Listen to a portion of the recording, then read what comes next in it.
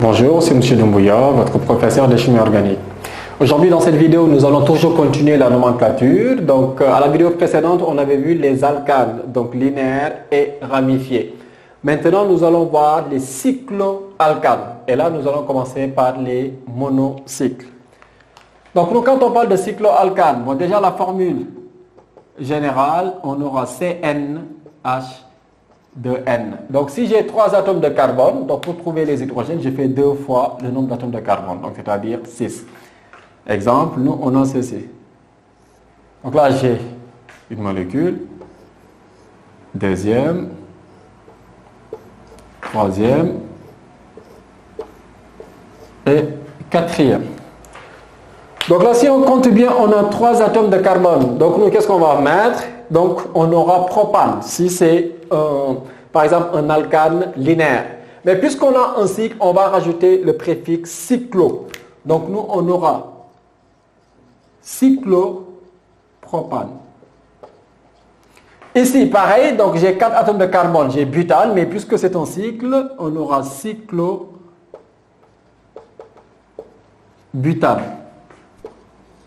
Cyclopentane et enfin cyclohexane. Donc nous, c'est ça qu'on obtient. Là aussi, je peux rajouter autre chose. Exemple, si on me donne cette molécule. Donc là, je peux fixer un groupement ici, un autre là, et là aussi, j'ai un groupement éthyle. Maintenant, si on me demande de nommer cette molécule, première chose, je vais numéroter. Donc pour la numérotation, je dois commencer par un substituant. Regardez, je peux commencer la numérotation ici. Donc là, j'ai 1, 2, 3, 4, 5, 6.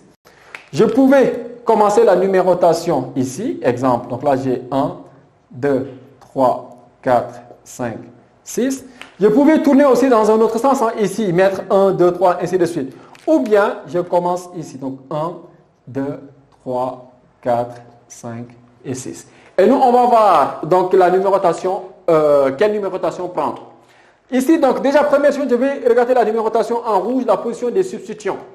Donc ici, j'ai 1 et là 2.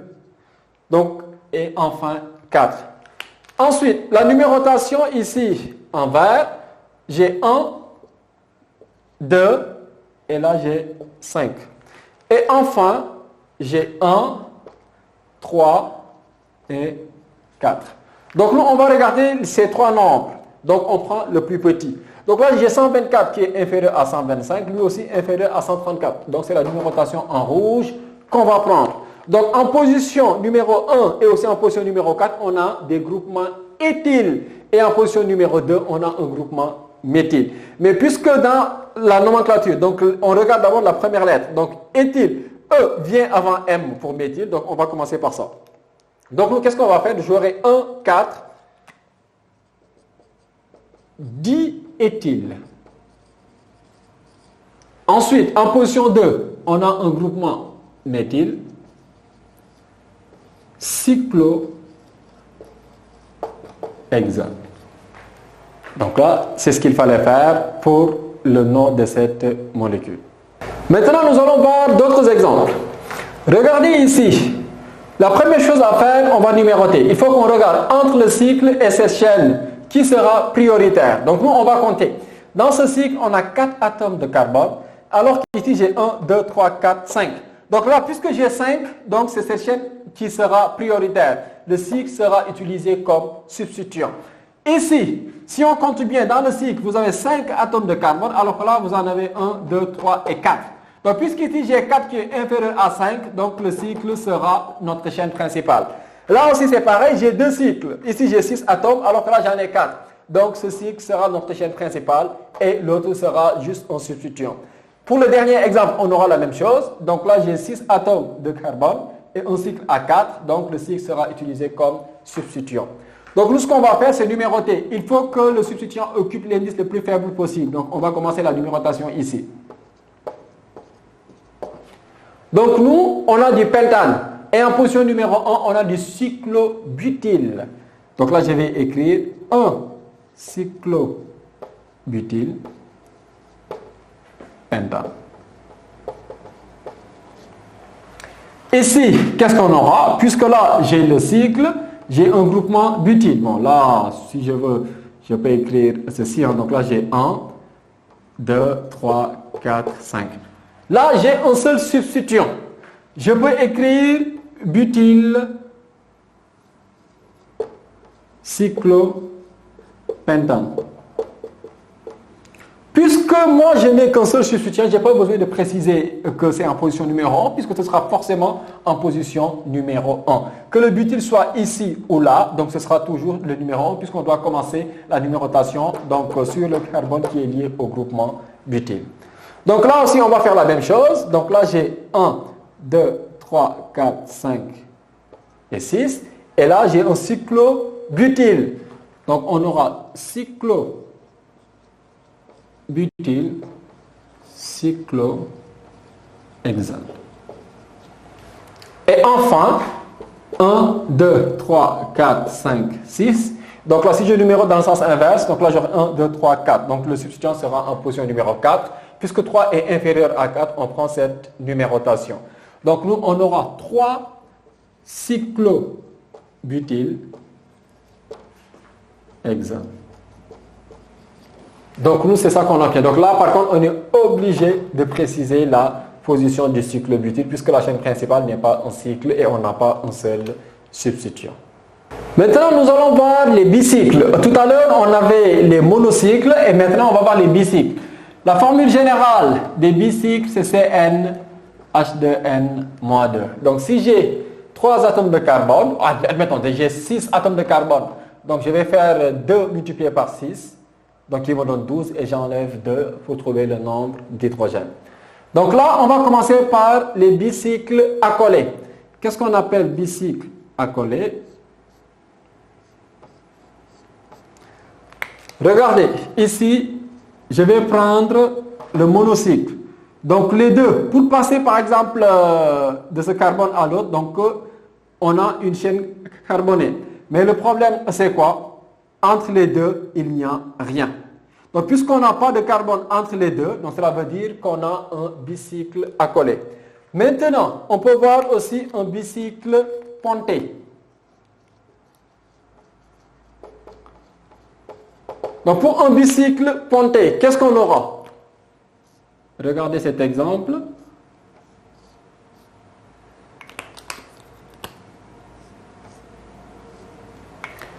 Donc nous, qu'est-ce qu'on a ici?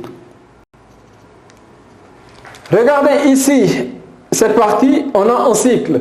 Pour aller par exemple passer d'un carbone à un autre, donc là qu'est-ce qu'on va faire? Il faut qu'on passe par plusieurs carbones avant d'arriver ici. Regardez, entre les deux, j'ai 2 carbones.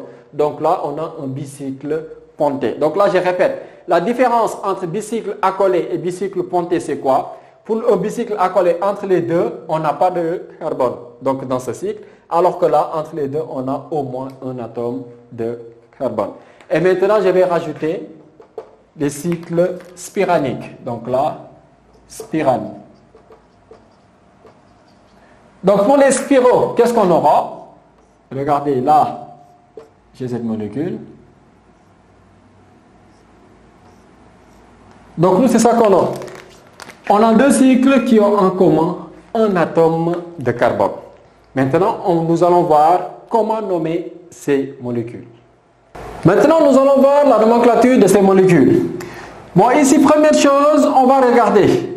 Ces 2 atomes de carbone donc, sont liés à 3 autres atomes de carbone. Regardez ici, j'ai un atome lié à ces 2-là et au 3e. Pareil, là aussi, 2 et 3. Donc, ces 2 atomes, on les appelle des têtes de pont. Donc, nous, si on a un bicycle, la nomenclature, donc la numérotation va commencer par une tête de pont. Donc, nous, qu'est-ce qu'on va faire? Ici, j'ai le numéro 1. Donc, nous, ce qui nous intéresse, c'est prendre un chemin qui nous mène vers, par exemple, la 2e tête de pont. Donc, moi, je peux prendre ce chemin, ou bien ce 2e chemin, ou le 3e. Donc, nous, ce qu'on va faire, on va regarder le chemin le plus long. Donc, là où on a le plus d'atomes de carbone. Donc là, puisque les 2 cycles ont le même nombre d'atomes de carbone, je peux commencer ici ou là. Donc là, j'ai 2, 3, 4, 5 et 6. Et maintenant, je continue pour revenir Donc, au carbone numéro 1, 7, 8, 9 et 10. Donc, qu'est-ce qu'on va faire maintenant pour le nom de la molécule? Donc, on va commencer par bicyclo. On écrit d'abord ce préfixe, bicyclo. On ouvre les crochets. Et maintenant, qu'est-ce qui nous intéresse? Je vais regarder entre les deux têtes de pont, on a combien d'atomes de carbone entre les deux têtes de pont? Si vous regardez bien, ici on a 1, 2, 3 et 4. J'écris 4. Pareil, si je prends ce chemin, j'aurai 1, 2, 3 et 4. Je mets aussi 4. Mais entre les deux, je dois mettre un point. Et enfin, entre les deux, donc puisqu'ici j'ai un troisième chemin, il n'y a pas un atome de carbone entre les deux, on va mettre 0. Et enfin, qu'est-ce qu'on fait? Donc là, on compte le nombre de carbone, on a 10, on va rajouter ici des 4. Ou bien, pour que ce soit aussi beaucoup plus simple, vous faites la somme de ces nombres et vous rajoutez 2. Donc là, j'ai 4 plus 4, 8 plus 0, 8. 8 plus 2 égale 10, donc là, j'aurai des 4. Là aussi, je vais faire la même chose. Je commence la numérotation ici. Maintenant, il faut que je regarde. Attention. Ici, j'ai aussi une tête de pont. Donc là, j'ai 1, 2. J'ai 2 atomes de carbone entre ces deux têtes de pont si je prends ce chemin. Si je prends l'autre, j'aurai aussi 1, 2. Alors qu'ici, j'ai 1, 2 et 3. Donc là, on a plus d'atomes de carbone. Donc, je vais commencer la numérotation ici. Le 2 sera là. 3, 4 et 5. Et maintenant, à partir de 5, moi, je peux prendre ce chemin ou bien l'autre. Donc là aussi, je compte le nombre d'atomes de carbone. Puisque j'ai le même nombre, je peux passer par là. 6, 7. Et là, j'aurai 8 et 9. Et là aussi, attention, vous ne pouvez pas placer 8 ici et 9 là. Puisque là, on est entre, par exemple, à côté de 1, on va mettre la valeur la plus faible. Donc 8 ici et 9 là. Donc je ne pouvais pas faire l'inverse. Et maintenant, même chose que ce qu'on a vu ici. Pour le nom de la molécule, qu'est-ce qu'on aura? On va commencer par bicyclo. Là aussi, on regarde entre les deux têtes de pont. On a combien d'atomes de carbone? Donc là, on a 3. Je vais écrire 3. Point. Bon, là, j'en ai 2 et là aussi 2. Je mets 2, point, 2 et je ferme les crochets. Si vous comptez bien, vous avez 9 atomes de carbone. Donc, nous, on aura 90. Et là aussi, regardez bien ce que j'ai dit tout à l'heure. 3 plus 2, ça fait 5. Plus 2 égale 7. Et 7, il faut rajouter 2, donc ça fait 9. 9, c'est 90. Et là, on va regarder aussi cette molécule. Ici, nous avons nos deux têtes de pont.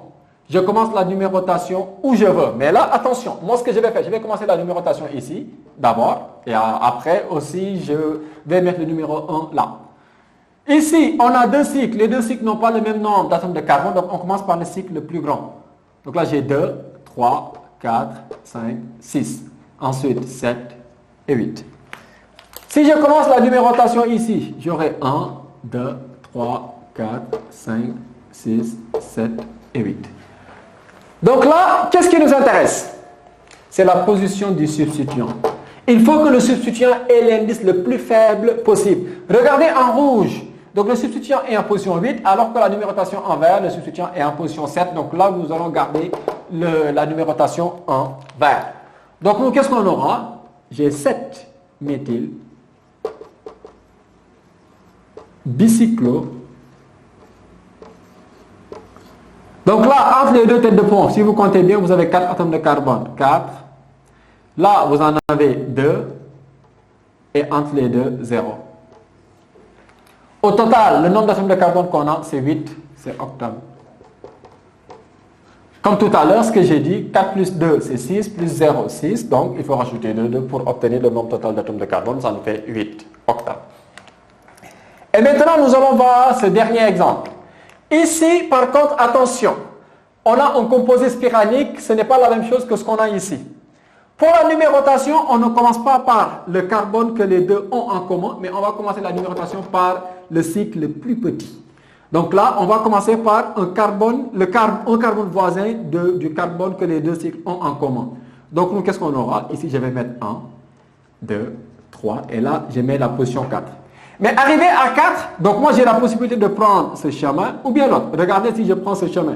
J'aurai 5, 6, 7, 8 et 9.